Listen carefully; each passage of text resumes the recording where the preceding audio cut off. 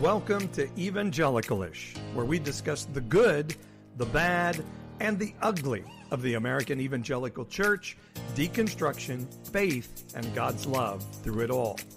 And make sure and stay current on ish happenings on Instagram, TikTok, and Facebook at Evangelicalish. That's evangelical with an ish. Now to Paul, Jeremy, and April on this episode of Evangelical-ish. Welcome into Evangelicalish. I'm Jeremy. I'm Paul.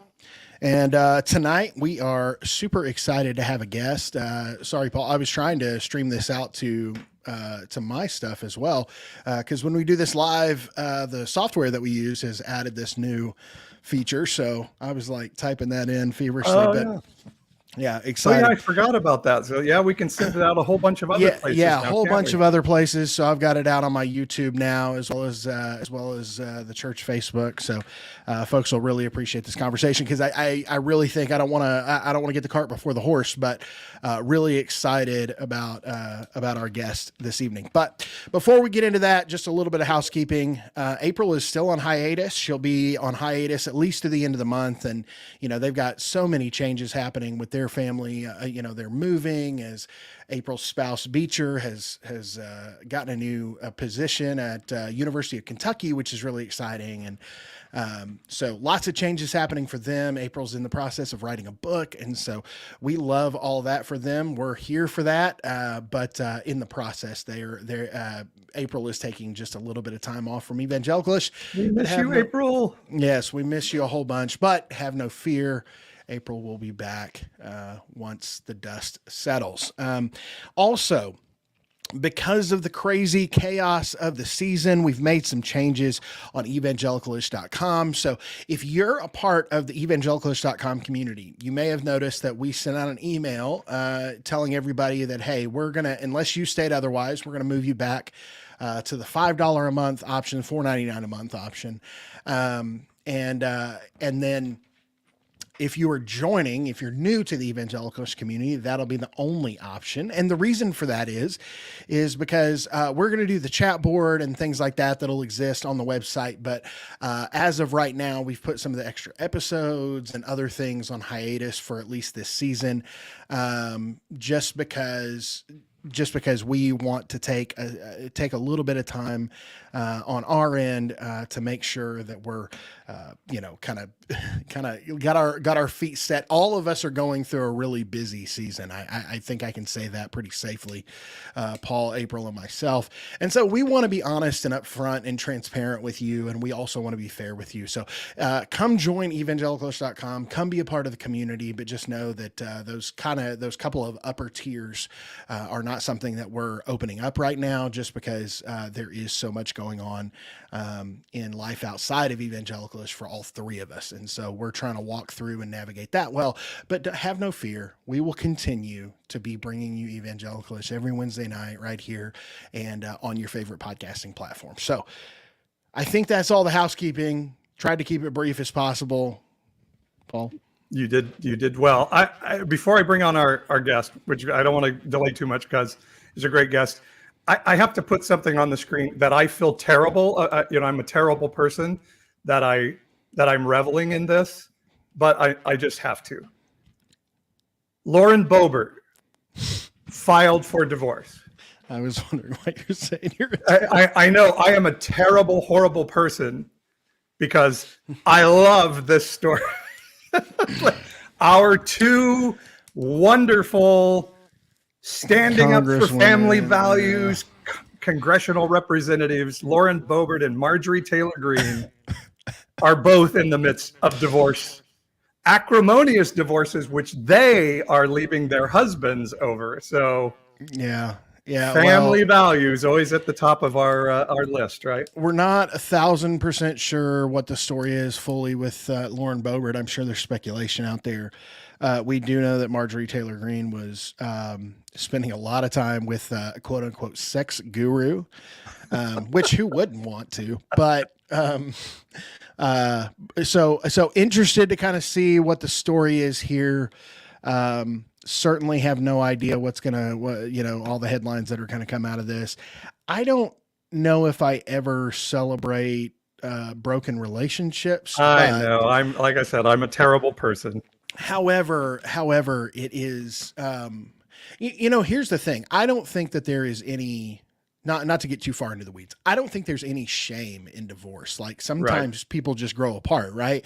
Like, I don't think there's any shame in it, but for you to be someone who trumpets these Christian values and this super hyper conservative, marriage and whatever, and freedom and all this stuff, it's too rich not to revel in. And so, yeah, I can appreciate you sharing that headline too, Paul. And you're not a terrible person. Yeah, and I don't want to revel in anybody's pain, but even Jesus looked at religious guys and said, "You're assholes." Yeah, and, yes.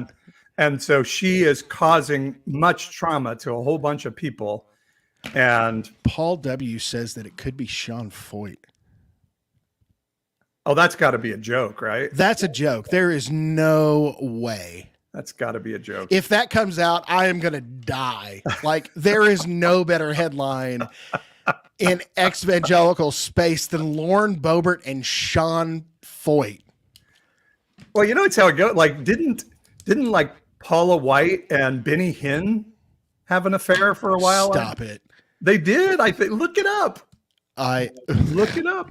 Well, but here's the thing, right? Is like, I don't think that really any, it's kind of that, like, if you are really loud about your beliefs, like maybe you doth protest a little too much. Right. And so, I don't know of any hyper loud conservative voice that hasn't, you think of the Madison Cawthorns of the world and things like that. Yeah. I think Billy Graham may be the only one that came out unscathed, which, listen, I know other than a little anti-Semitic trope study. That's a good point too, though. With Richard Nixon. That's a good point too, though. I was going to say, I hope he stays unscathed through the stories of history, but no, he didn't really. And he gave birth to Franklin, and so not completely. Well, unscathed. He didn't. Ruth did, but well, he provided some resources for Franklin. God, he provided resources. That was the most professional way to say that. Yes, and so you're absolutely right. If I never want to out anybody. We never do that. But whenever you hear the loudest homophobic pastor who's saying the word pedo the most often, you're just like, yeah, there's something going on there.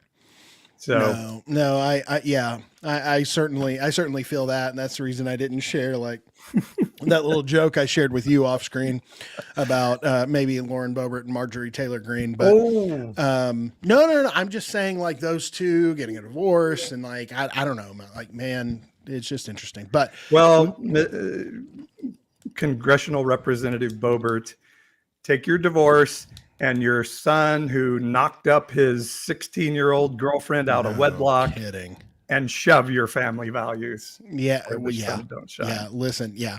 You can take all of that and all your guns and shove all that where the sun doesn't shine. So let's talk religious trauma.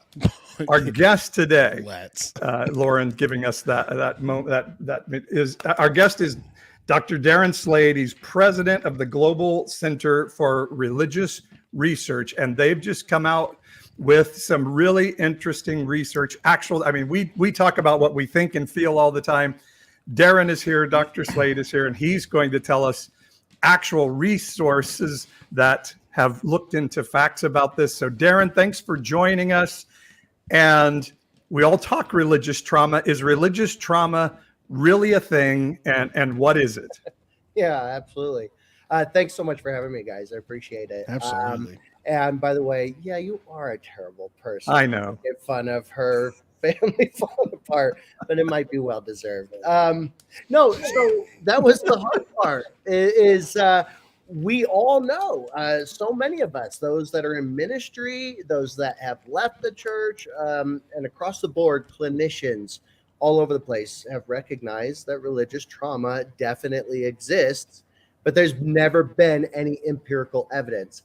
And so what GCRR did, or the Global Center for Religious Research did, we set out to actually see, is religious trauma a legitimate thing?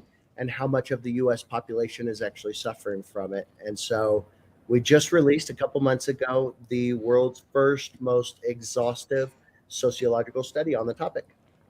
What kind of sparked um, uh, the need for that study? I mean, obviously the deconstruction movement and all of those things, but a study like this doesn't just perpetuate itself overnight. So kind of where was the foundation or the starting point where people started going, oh, maybe we need to look into this? Yeah, it's a great question because there's actually two answers.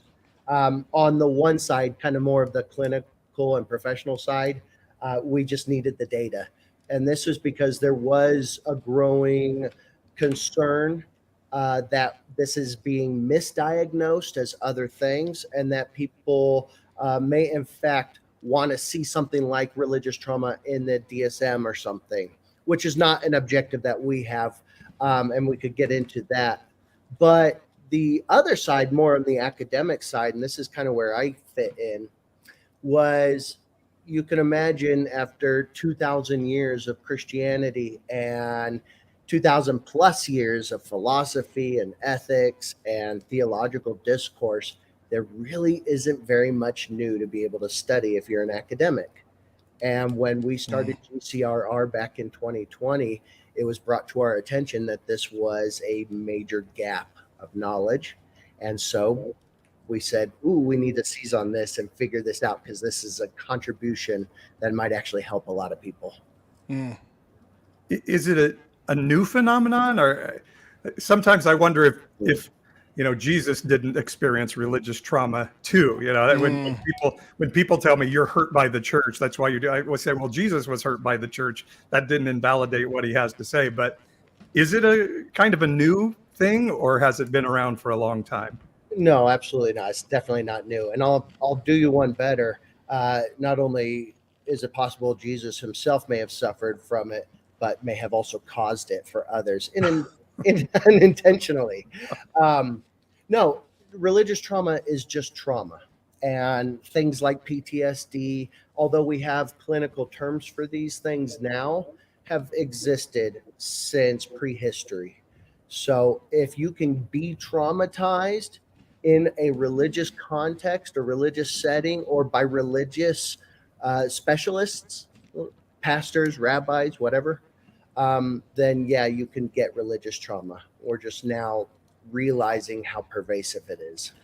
So kind of give the parameters of the study, because I think that's what a lot of people care about is what were the things that the voices that spoke into this study, are they diverse, are they is it a wide margin, those kinds of things, or is it kind of just, is it narrow? Because I think what we want to see, obviously, with most legitimate studies, is a very wide swath of data.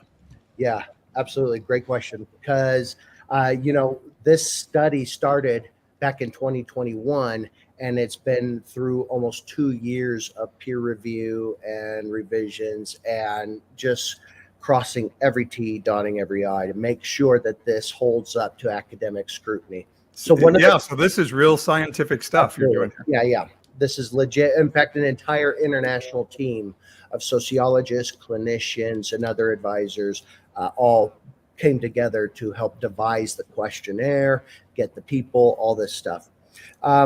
One of the biggest goals, absolutely, is that the number of respondents had to match the demographic of the United States. So when we say that roughly 1 in 3 people in the United States, U.S. adults, have had religious trauma at least once in their lifetime, you can definitely take that to the bank, because our respondents match the demographics of the U.S.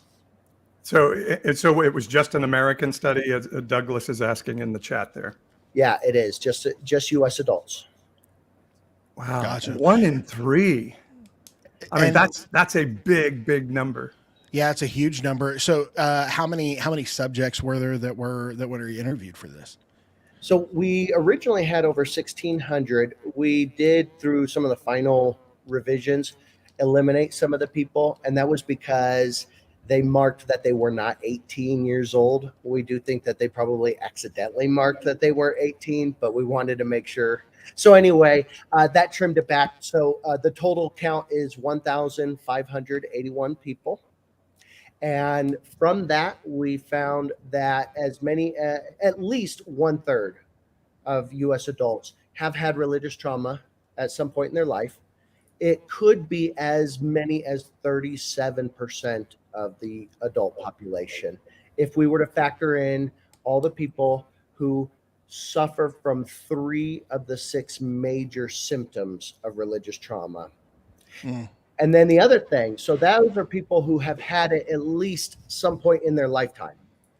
Those who are currently suffering with major symptoms of religious trauma, we estimate 1 in 5 or 20% of the adult population.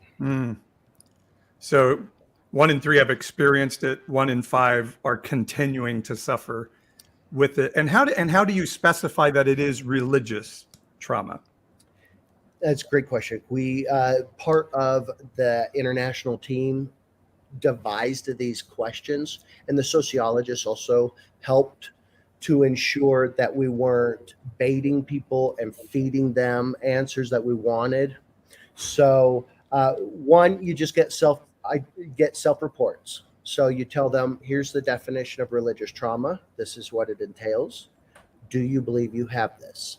Then we ask further questions, help us dissect what's going on, what has happened, what happens to you.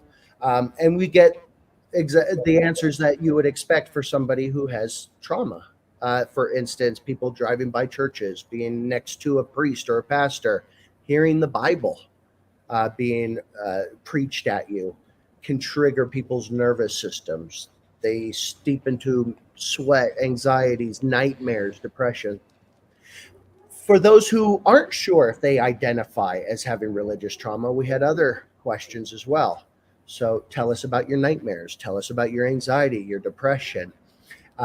Are these things explicitly and directly caused because of religion or something from a religious context, like an overbearing religious father who beat the shit out of you as a kid and used the Bible to justify it, would probably constitute as religious trauma. Yeah.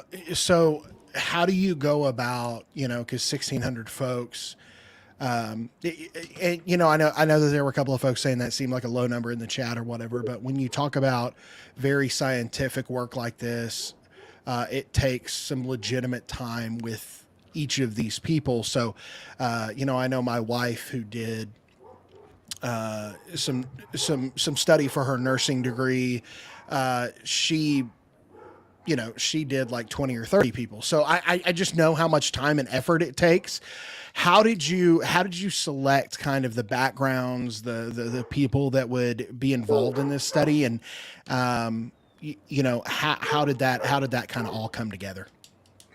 Well, let me address the numbers thing first. So on average, the standard sociology study really actually only has a couple hundred participants, and those are for the major ones that you hear on the news. So for us to have over almost 1,600 as the final tally is actually us going way above and beyond what is expected and required of hardcore scientific studies.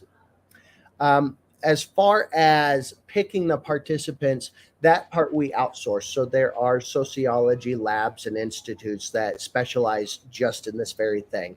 And so we outsource it and let the sociology institutes do those types of things. So Springtide Institute, Research Institute is who we partnered with to get the respondents. So when you look at your study results, and by the way, I would love for people in the comments, if you have any, I know religious trauma is certainly a big discussion we're having now. If you want to share kind of what you've been through or questions you may have, feel free to put them in the chat for those who are with us on the live stream broadcast. Is there something when you read the report, you're like, holy shit, did something jump out and say, wow, Yeah, absolutely. There, see, I broke the ice. We can cuss now on the show. Yeah. Motherfucker, what in the world? Yeah. Well, I was shocked about this, and yet looking back, hindsight, you're kind of say, no, it really isn't that big of a surprise when you think about it. It was the number of people who said, I have never had religious trauma. But in the follow-up questions, they say that they suffer from 3, 4, 5, 6 of the major religious trauma symptoms, and that it is debilitating in their life. In other words, they contradicted themselves, and we had to take that into account. Darren, that's because we've all been gaslit into saying we're okay. You're Jesus fine. took care of it for me. Yes. Jesus paid it all. I'm all good. Absolutely. You're fine. If you were to admit, I mean, especially if you currently attend a congregation or you consider yourself a person of faith or have some spirituality, it almost feels like a betrayal of God or your belief to say, I have suffered because of my faith or because of religion or people that I associate with. And of course, there is just that major stigma that if I have trauma, does that mean there's something wrong with me? Yeah. And that's across the board. That isn't just for religious trauma. It's for war trauma and medical trauma, all these things. Well, and I think that is why you probably had this large majority of people, or not majority, but just a chunk of people, surprisingly, that said, no, I don't have religious trauma. But then they've got all these markers of having religious trauma. I think the three of us who host this show on a regular basis would probably have answered very similarly at some point in our evangelical life or conservative life. Just because it is, Paul mentioned it earlier, it is such gaslighting that it's like, well, you're not praying enough. You're not seeking God enough. Like you've got sin in your life that's causing these issues or whatever. So it's really fascinating in that way. I do want to ask probably just the point blank question is, what was your anticipation as far as like where the numbers would be? Did you expect more or less people to have experienced religious trauma? It varied. The individuals in the North American Committee on Religious Trauma Research, that was an international team of specialists that we partnered with. Everybody did think that it was a chronic problem. We hypothesized that it wouldn't be probably more than 20% who have had it at some point in their life, and that was blown out of the water. And in the 2 years that it took to finally release the results and everything, we have encountered at GCRR, we have encountered so many people, just a flood of people who are hurting or have been hurt by something to do with religion. And so now looking back, while originally our hypothesis was a low number, the number one criticism we get of it is that the number is still too low. Most, and we're talking pastors and professional ministers, we're talking very devout believers, and of course, atheists and clinicians who are saying, no, 1 in 3, that's way too low. There's a lot more. And that's 1 in 3 of all Americans, right? Not church attendees. Right. Adults. Yeah. Adults. Because I think Christianity itself, and we can add in, other religions as well, but Christianity has had such an impact on our culture here in America. I think even if you've never darkened the door of an evangelical church, you still are traumatized in some way by the Puritanism or the other things that it has wrought in our culture. Oh yeah, absolutely. And it happens in so many different contexts. You don't have to be molested by a priest directly in order to have gotten it. And it doesn't always necessarily involve things like violence and extreme abuse. Probably a surprising element for me, things that I never quite things that I did not anticipate. I didn't see coming down the pipe was something that actually April and I first met when CNN did the discussion on the rapture anxiety. Yeah. And we have encountered a lot of people who have things like a fear of heights and an ever-present kind of nervousness because they are terrified about what is going to happen if they're caught masturbating when Christ returns. Yeah.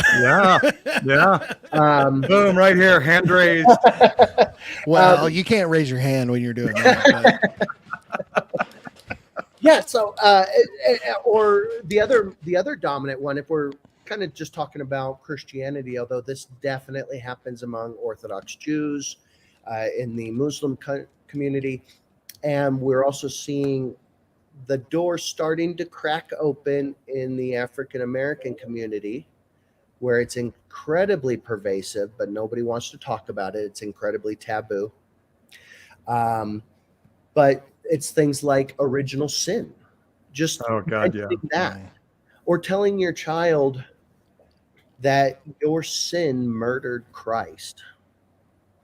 Things like that we're finding are actually doing a lot of damage to people's nervous systems. And isn't it ironic that we're like, oh, we don't want to teach kids they're racist in school and make them shamed, but every Sunday at Sunday school, you're a terrible, horrible person.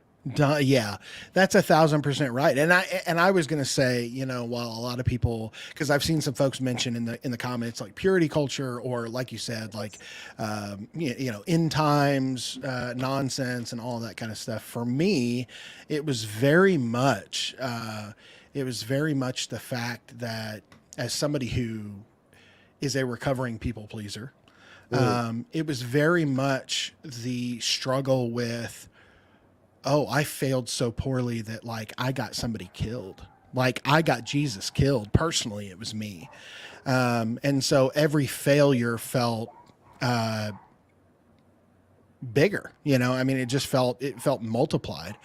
And so, it is interesting that a lot of us can come to the same place just from 1,000 different directions. But isn't it because religiosity and in particular evangelicalism has deeply impacted our culture, in particularly in America, to the point where everybody experiences it to a degree, right? Like everybody kind of is evangelical adjacent, so to speak.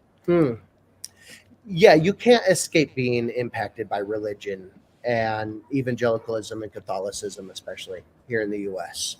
You definitely can't escape having that influence you and rubbed off on you. You know what? Go ahead. Well, I was just going to ask, did you by chance, because you mentioned, I've heard you mention a couple of times like priests or Catholicism versus Protestantism.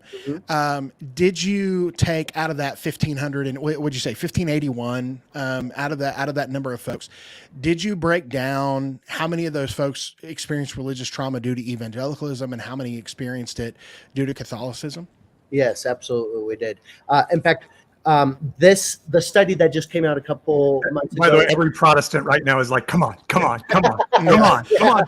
come on. Well, yeah, don't cheer yet. Scoreboard.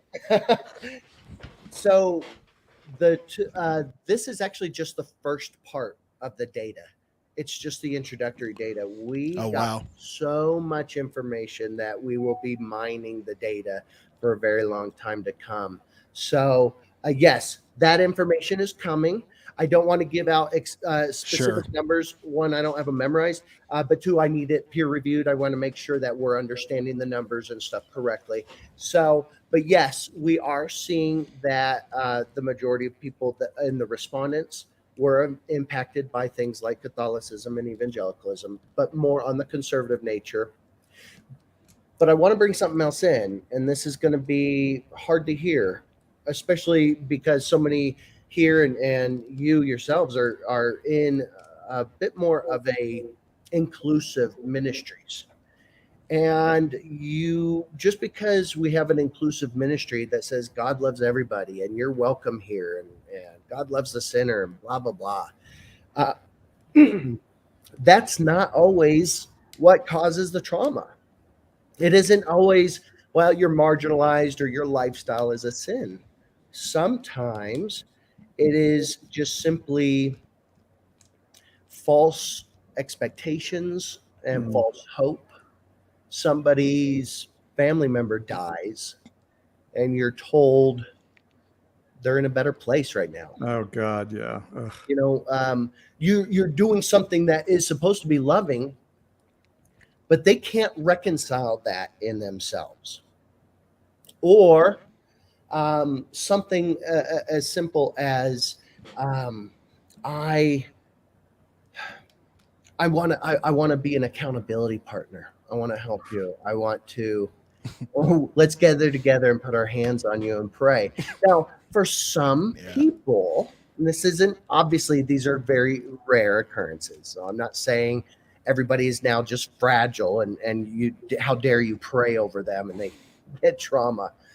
But it can actually happen in very insidious ways is all I'm trying to get at. Yeah, Sure. I think, and I have trouble in some gatherings, maybe particularly with boomers. Sorry to pick on you, boomers, but like just saying he, just putting a gender onto God, I find hurts people. And why can't we pull out of something like that? And Jeremy, I appreciate you sharing, because for me, the rapture trauma was probably the worst, and just the shame of original sin and just being Sure.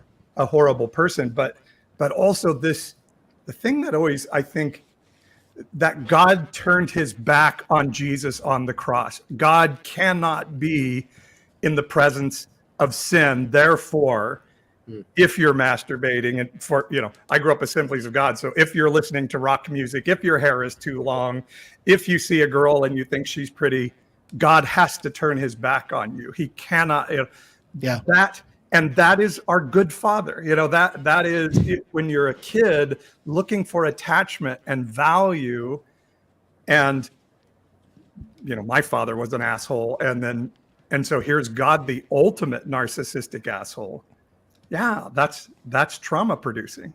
Yeah. I hate that. And if you don't get it right, surprise, you think you're going to heaven, but no, you're going to burn for eternity in a fire that God created and is going to stoke for 1,000,000, billion, trillion years. I mean, it is traumatizing at its core almost when you really think about it. I love this analogy that I heard the other day. It was like somebody was saying, well, here's the thing: if you pretend that you love your spouse, or just even dote on your spouse and love on them and give them the very best life and give them all the very best things, but toward the end of your life you just set them on fire because they pissed you off. Are you a loving spouse? And 99% of people would be like, hell no, like you are not a loving spouse. Well, then can God do that? Like it's a really, the cognitive dissonance and the disconnect that happens in that. And that what you're sharing is a lot of exactly what I experienced, Paul, of like, just this feeling of like, I'm the reason that I'm going to hell, or I'm the reason that Jesus had to take the cross. And then the feeling of like, okay, now I have to save my friends. Like I have to do that, because I can't tell you how many youth group sermons I sat through that like 3 out of every 4 of your friends walking down the hallway are going to go to hell if they die tomorrow. Like it's on you. That blood is on your hands. And if you're ashamed of Jesus in front of your friends, he'll be ashamed of you in front of God. He'll be ashamed of you.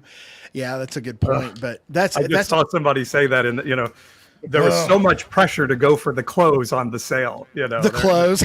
Yeah. Always be closing. Yeah, that's really good. Darren, I love this. I love this high level view that we're taking at the study. And I shouldn't even say high level, because I think we've gotten into some in depth in it as well, but I'm kind of interested in what got you involved in GCRR and what kind of prompted you to find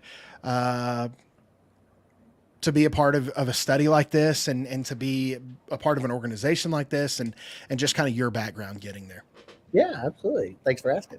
Well, so GCRR was introduced and created by a group of academics, me being one of them, where we were kind of fed up of the exploitative nature of academia, that there are a lot of gatekeepers who will prevent you from getting your stuff published. And if you actually get your stuff published, a book or a journal article, you see no benefit from it. They don't publicize it or promote it.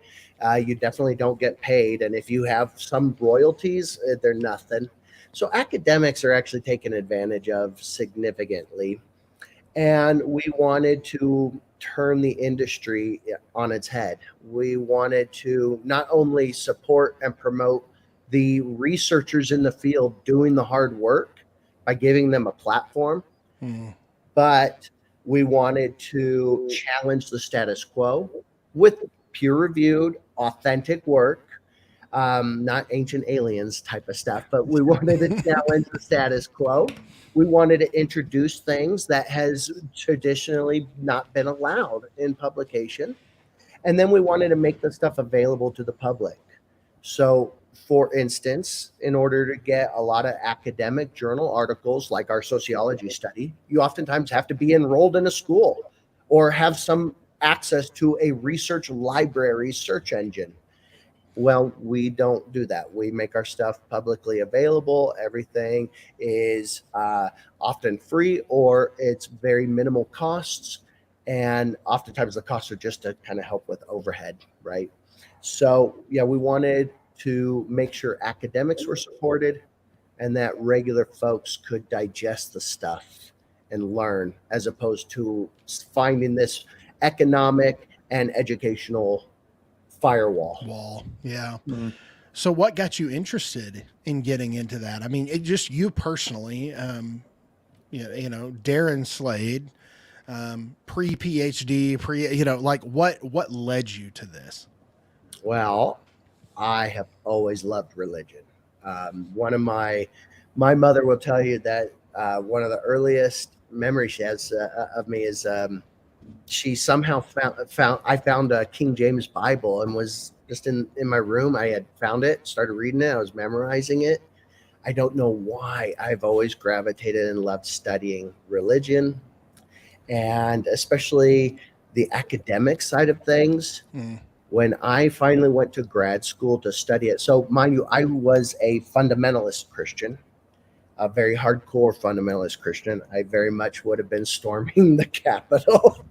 that would have been me. Oh, you were hardcore. Okay. Yeah. Paul, don't kid yourself. Like you and I would have been there a few years I don't think ago. I would have stormed the Capitol. You don't think so? I don't think I would have either. That's a good point. But yeah. Anyway, that's a really good analogy though. And like so many academics, when you get to grad school and you actually start studying religion professionally, I went to seminary. I went to Liberty University, and I got there, and the belly of the beast. There. Yeah. So, and it was because I was a fundamentalist and I was a devout believer. It didn't take long to realize the inconsistencies and contradictions and just plain old horse shit. And you pulled the string in the sweater and it just kept coming. It just kept coming. Yeah. But my passion for history and the history of religion and worldviews and things never left. So I knew I always wanted to do this professionally. That's really cool. Well, why don't you tell people the resources you guys have available to them as you're looking at religious trauma? If people are feeling, hey, I got this, talk about the resources you guys offer. Yeah, absolutely. So we actually offer a number of different things. If you go to the website, which is gcrr.org/RT, you will have some options and kind of see what we have. So, and we'll put that in the show notes on Apple and on the podcast outlets. The big thing is our certification program. So if you are in ministry, you are a clinician, or you're somebody who just really wants to dive in deep to the academic side of these things, we offer a 32-hour certification program. It is eligible for CEUs or continuing education units for clinicians. And this will help you identify the symptoms of religious trauma, the contexts in which it occurs, and the best treatment options for it. You go into detail about what religious trauma does to the human brain and to the body, and a whole host of things. We have just heard nothing but phenomenal reviews about it. These talks are actually being done by international scholars and experts. These are professional researchers. They are the Did I see Brian McLaren is one of them? That's right. Brian McLaren is one of them, and just a host of other people. So that's the big package. The other more smaller and tame package, if you don't want to go so heavy in, or maybe you're not a clinician, we offer just the videos, just the expert video library. And that is where you can just take a look at 16 hours of the videos of the different content and talks. And that will definitely give you a good foundation of, especially if you suffer from religious trauma and you're not exactly sure what's going on with you and how to get help, what to do next. Wow, that's great. Thank you for offering that. We did put the website on the screen. We'll share that all over the place so you guys can find it. It is Global Center for Religious Research. Darren Slade is our guest today. I don't know if I caught, did you list, you said, is it 6 identifiers of religious trauma? What are those 6 things? Yeah, absolutely. So the main one is going to be anxiety and depression. That is what we see the most often, and stress, explicitly due to religion, not just general anxiety. Then you have things like fear, shame, and nightmares. So anxiety, stress, fear, depression, shame, and nightmares. Now, these things we all experience. It's when these become debilitating, when they have a lifelong consequence or adverse effect on your well-being, physically, mentally, socially. That's what trauma is. It isn't stressors or just generalized anxiety. It's when the circumstances or the event or series of events has caused lasting adverse effects on you, and it is in fact disrupting your life. A question from our group here: is there a test you can take to determine if you've experienced religious trauma? Oh, very good. There are this is more available in our certification program. We have over 24 peer-reviewed publications for you to be able to download for free as part of the program. They do have assessments in there, but just watching the videos, you will get the information that you need. So yes, there are adverse religious experiences surveys, spiritual abuse surveys, and just by kind of listening to the talks, you're going to figure out exactly if you have it or not. So you mentioned being very fundamentalist, going into your time at Liberty, and you kept using past tenses of was. I assume that means that you kind of stepped out of that season of your life. What brought you out of that? Did you experience some of these signifiers, and kind of what is your personal experience with religious trauma and the study in and of itself? Yeah, it's interesting going into the study, or when we at least had the idea. This is back at the beginning of 2020, prior to the pandemic. I would not have classified myself as somebody who suffers from religious trauma. I had trauma from other childhood abuses. So the deconversion, I do consider myself an atheist now. And I was a closet atheist for many years because I knew the risk that if I came out publicly that I had deconverted, I was at risk of losing everything. So the deconversion thing was purely academic. I am through and through a diehard academic. I love scholarship, and that is my passion in life. So, and so my belief systems just did not match up with what the research indicates. So would you say atheist as in you don't believe in supernatural, or you just don't Correct. know? How would you classify atheism for you? Yeah, I know enough about psychology, religion, history, that it is very unlikely God or supernatural exists at all. And if it does, I see no evidence for it for myself. Heretic. I know. Well, we'll start the bonfire later. Yeah. I want to hear how our view of maybe trans and gender and sexuality and things fit into this trauma. But I feel like one of the things that's been healing for me in this season, I've been doing a lot of personal work. One of the things, pornography, as a male in Protestantism, you grow up, porn, a demon is inside of you, driving you to look at porn and stop it and avert the eyes and have an accountability partner and all of that shit, if I can say. And none of that ever healed me from being driven to porn. And I don't know if it ever healed anybody. What healed me, if I can use that term, that's not really the right term. I finally had a therapist say, well, why do you look at porn? What if it's not a bad thing?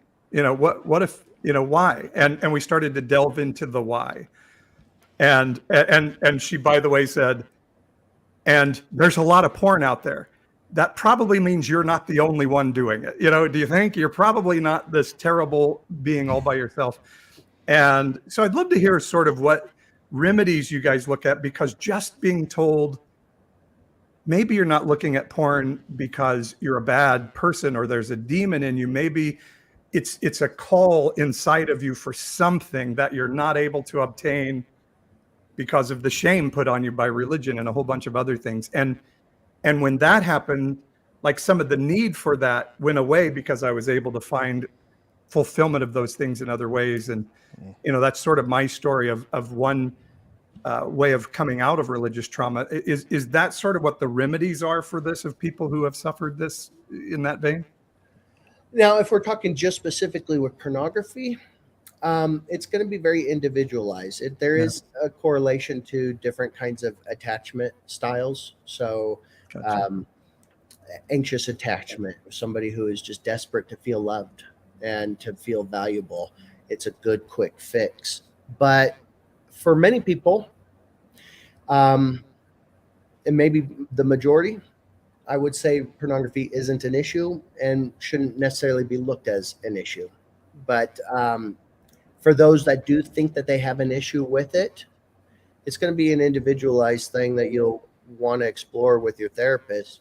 Why is it becoming an issue? Because honestly, it could sometimes just be as simple as you have too many dopamine hits in your brain, and now you're addicted.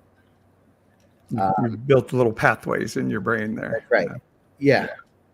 And I think my point of all of that is maybe just being here tonight and telling people it's okay to feel these things. You're not alone. You're not the only one. These are common things that we're all struggling through, and there are answers when we start to really look inside of the root of these things. Yeah, I appreciate that sharing too, because for me personally, I've had to learn the hard way, and truthfully, I'm still learning it, is Yes. this notion that maybe things aren't good and bad. They just are. Yeah. And you can 100%. maybe you can hold tension too. Maybe something can be both, something that I can and should and shouldn't do. And there's this tension. So I definitely like the idea of having a change in perspective. But and to me, shouldn't, and I'm sorry to jump in and interrupt and talk to it, but shouldn't means either it's injuring a relationship with somebody else or it's injuring me. It's not, there's a rule and there's a good and bad. Should be determined in relationship, I think, with ourselves and with people around us. Yeah, if you're going to use those terms at all. Absolutely. Yeah. When it comes to trauma, though, and this is a very important thing, we are finding that regular traditional therapy like talk therapy, psychoanalysis, CBT, or cognitive behavioral therapy actually can do more damage to those suffering from trauma than help be beneficial. And this is because trauma is not something you can will out of your life or just think differently about. What we now know is that trauma is literally memory tissue in your nervous system and in your brain. Your brain is stuck in a loop. And when, we talk about triggers, right? Something triggers you, what's happening is your nervous system has clicked on the fight, flight, fawn, or freeze mode. Mm-hmm. And so you have these outbursts, or you have these symptoms of trauma. Think about maybe the soldier coming back from war has dramatic, very, very acute PTSD. These things can happen because of religion or a whole bunch of other things. Going to talk therapy isn't going to help. What you need is to rewire your brain, and that's literally what we're talking about. So the best therapeutic practices for trauma is three main things. EMDR is the number one. You can take a look at that and kind of Google it. EMDR. I won't pretend I remember what the acronym is for. It's imodal. It's yeah. Well, and I'll tell you personally, it's changed my life. Just absolutely changed my life. Then you have things like somatic trauma therapy. And then psychedelics have been helpful for some people as well. And I've done EMDR and I've done psychedelics for specifically for trauma treatment. And I will always recommend EMDR. Psychedelics being mushrooms, LSD, MDMA, ketamine, those things. Yeah, psilocybin and ketamine, I think, are the big ones that are clinically approved, especially out here in Colorado. You can do them because that's what we're famous for. Well, yeah, I think we're getting psilocybin out here in California soon. So it's coming. It's coming down the pipe. And and Jeremy, to kind of backtrack just a little and answer the second part of your question you asked. Sure. What has been my personal, originally I did not think I had religious trauma at all until I came out as an atheist publicly. And when I did lose everything.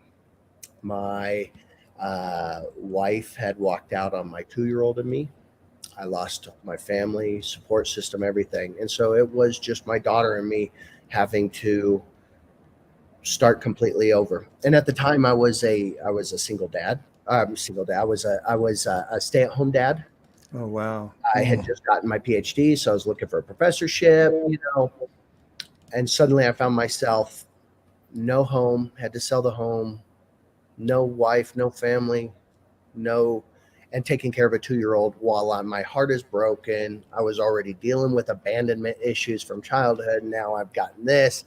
So now what's interesting has been when, my daughter gets to go see her mama and every week. And it's hard because when your daughter comes back and she's almost 6 now, and she'll say, she doesn't understand these things, but she'll say, why does mommy say you're going to hell? Or just, we're supposed to pray. If we don't pray, then, I feel my nervous system activate because of the sense of betrayal and the linkage between her and what her and her family did to us and religion. So any semblance of that, it can activate me. Yeah. When our family gatherings, let's circle and hold hands and say grace before it is triggering for me. And I think there's still, I experienced this not too long ago. My kids, we've got 4, 3 of them are adopted. But so I was a worship pastor for a long time, and now very much separate from that. But I don't listen to much worship music certainly anymore. But my youngest was like singing a song that I had sang a ton in church, and I felt like the hair on the back of my neck stand up. I felt so angry and so vulnerable, and all of those things. But then I thought, it may be something that's bringing her peace, during this time, or bringing her comfort, and so that was okay. But I feel that, and I certainly feel, losing. I haven't walked a mile in your shoes, so I never want to say I understand, because I don't, because everyone has their own journey.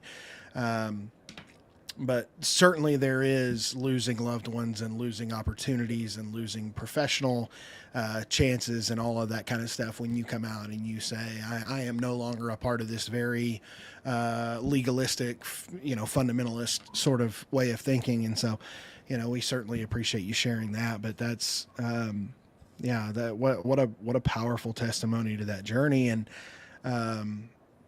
have you found, I'll ask this, and then I know that we're running a little bit short on time, but I do want to ask, have you found healing in this study as you've walked through it? No, and I'm not so sure it's meant to. It does help to know you're not alone, that this is incredibly pervasive in our population. So if you're going through it, you're definitely not alone. Where I have found healing has definitely been intensive trauma treatment. It's just changed my life. And so I will always recommend that for anybody. Get help, see an actual trauma specialist. And I think you're hitting on something really important there. I'm trying to figure out how to verbalize it, but maybe it's in a very simplistic way. I would say to people, if you sense that you're suffering from this, you get to be mad about it. You get to be pissed off. Yes. Because what does Christianity tell us? Oh, joy comes in the morning, just take it to Jesus. And we don't want to become the other side of that. And I hear this from people like, if you're in deconstruction, you can't let people stay there. What are they going to? I'm like, maybe they need to stay there. Maybe they need to be pissed off for a while. Yeah. What if I'm not rejoicing that this is the day the Lord has made? Yeah. Like what if there are those days that I'm just over it? And I think there's a lot of freedom in exactly what you're saying, Paul, of saying, you know what? There doesn't have to be an answer. There doesn't have to be a quick fix. There doesn't have to be a solution. You don't have to pray this away. You don't have to trust God will take care of it. You don't have to, ward off your anxiety or whatever. But just to feel the emotions, to feel the experience, to walk the journey is beautiful. And, and so I think for me personally, that has been the most freeing, is like, and I think I would resonate with what you said, Darren, of like, I don't know if I have any healing knowing that people have religious trauma and that they're deconstructing alongside me. Like, I don't think that in and of itself brings healing. It may bring validation, but I don't know if it brings healing. The healing has been through, the realizations of all the legalism and all the fundamentalism and the things like that are not, the healing is in the gray area, right? It's that not everything is right and wrong, and not everything has a direct answer. And I don't have one solution for every problem. And I think there's just something really beautiful about that. And so I appreciate you sharing that with us. It definitely ties into, Paul, what you were talking about with pornography. So much we place a lot of hope and expectation that religion is going to cure us or heal us. And I know for me, my first exposure to Christianity, which led me to fundamentalism, was charismatic churches. And when my childhood trauma was not getting healed by praying and being anointed and by having hands on me or fasting or reading or standing on God's word or putting on the mask and saying, no, God is good all the time. Yeah. Trauma always surfaced. We can do a lot of damage by looking for answers in the wrong places and hating ourselves in the process, thinking I'm not good enough. My faith isn't good enough. Yes. And I think that's, and I'm not healed. I'm on a journey. I'm on a healing journey. That's it. But that healing journey starts with me saying, I'm okay. I'm good. I matter. I have a purpose in the universe somehow, and those are the things. And I've really adopted meditative practices into my life to really spend a lot of time on, what is my belief about myself. And so I think all of that's really important. And in that, Darren, I found it interesting that in some ways I've been able to reconnect to some of my experiences and say, you know what, that really was helpful. Yeah. Like we were connected with Bethel Church in Reading, if you guys know that, and there's a lot of bad stuff coming out of there, and there's a lot of people that hate it, but there were a lot of things that were impetus for changing my life to where I am today. And I think I'm getting to a place where I can start to reconnect to that and say that was good and helpful. This was bad, but that doesn't mean all of it was bad. And I think that's been helpful. Yeah, absolutely. Well, I did the one other thing that I had said I wanted to ask, because I keep encountering a lot of Gen X men in particular who are saying, hey, kids are out of the house now. I'm starting to do some life introspection, and there is some questions in me about gender and sexuality, and maybe that was part of the pornography. And how much of the trauma I don't know if it's broken out in your study, is related to being called an abomination, being told you're going to hell just for being gay or gender or sexuality issues? Well, we did ask our respondents what gender they identified as, and we do have some details from the LGBTQ community. So again, I don't want to give out the numbers, but as you can guess, it's pretty staggering. If somebody does align as non-binary or as non-heterosexual, you're definitely at risk for struggling with religious trauma a lot more. So, interesting. Does that answer your question? Yeah, I mean, it seems like a pretty obvious answer. I'll be interested to see what the stats are on that. But what could be, again, just you have no value. There is a God in heaven who is the judge of all right and wrong, and he sees you as an abomination. What could be more traumatizing than that?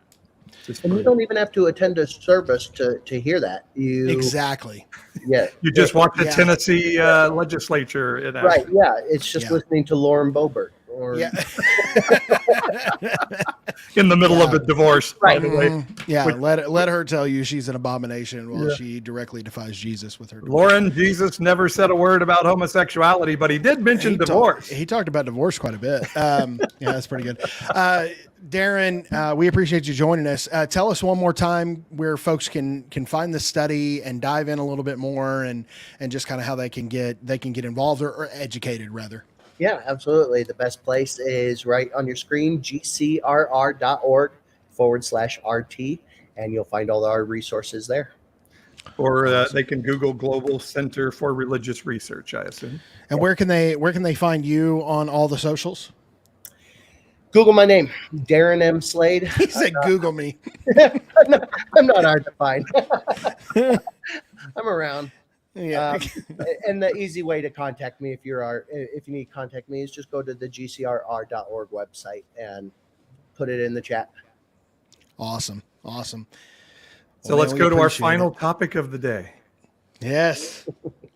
This was one I thought of because it actually happened to me. I was thinking of a song and like, oh, this used to be a Satanic song, right? Yeah. So our question today is, and I would love to hear from those of you in our chat, is what was a song that you were told was demonic, evil, terrible, that you now love? What's a song that what you were told was demonic or antichrist or something that you now just love that song? I love that. Darren, you got one? I have a couple. Now, I didn't grow up in a religious context, so, but I always thought me listening to Rob Zombie or Marilyn Manson, any of their songs, absolutely satanic. But here's the thing, this is the caveat. I never stopped loving their music. Right. So it's not that I now think that it's good stuff. I've always liked that stuff. But does that answer? Is that good? That's a great. good one. That's great. For me, it was I got caught listening to Changes by Tupac Shakur. And I was told that was evil for a number of reasons, that God didn't like hip hop. He didn't like the way that the beats were. And that also that it was racist against white people. Wow. And so, but also spoiler alert, I never stopped listening to Tupac. And to this day, I listen to the greatest ever, dead or alive, Tupac Shakur. So Yeah, thank goodness he's still out there, right? he's still alive in Cuba. My QAnon friends say John McCain is alive in Cuba too, by the way. But, Tupac. Okay, so here's John McCain. God, I wish. Let's elect him again. And so, him and Mitt Romney might bring conservatism back to the middle somewhere. Yeah. So I loved Tupac, and I fell in love even more as a freshman in high school. My freshman English teacher, who is now the head principal at my alma mater, is an incredible Black woman, and just taught me to love hip hop even more, and to my parents' demise. But they can kind of suck it, because I love hip hop to this day.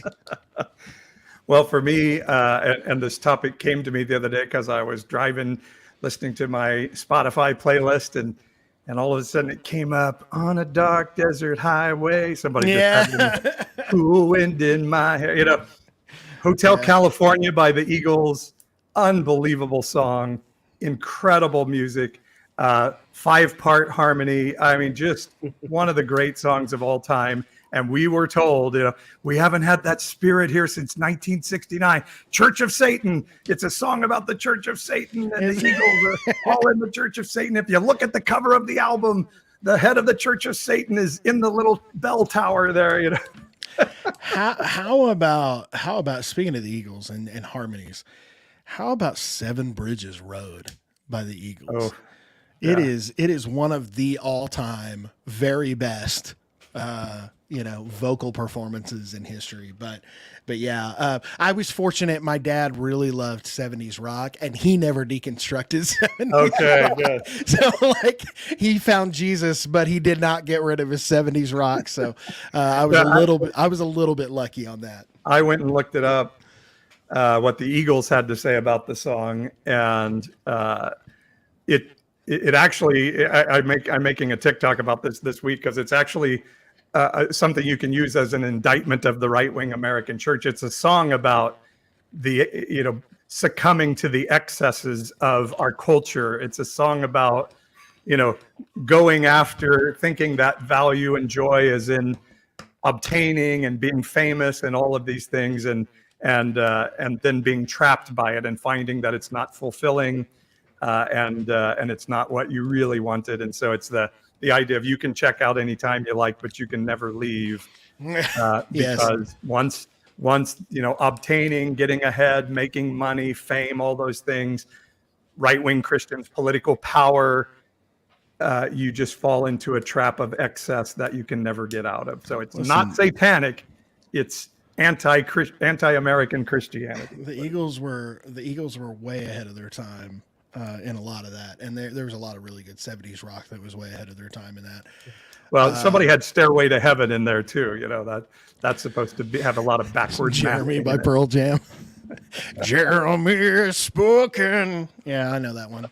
My other one was I had Thriller playing one day in the bathroom while I was in the shower, and my dad comes busting in. What are you listening to? Yeah.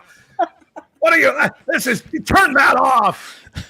Bum, bum, bum, bum, bum. When Vincent Price is at the end there, darkness falls across the land. You know, he was like certain that was satanic. But of course, we saw Satan everywhere when I was a kid. So. My parents thought that I started listening to POD in middle school, which was like this hardcore, like rap metal band that was Christian. They're still around to this day, by the way, and they have also done the deconstruction thing, so that's really been great.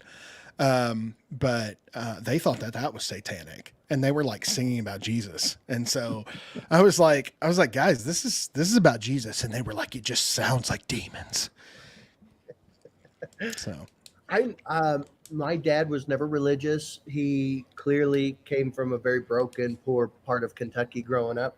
One time I was a kid, I don't even know the context of why this brought up, but he says, do you know what AC/DC stands for? He says, Antichrist, and I don't remember the rest what he said, but he's definitely probably QAnon, I'm sure, if he exists somewhere. But yeah, that Antichrist, attributing these things to being deliberately and explicitly anti-us and anti-wholesomeness.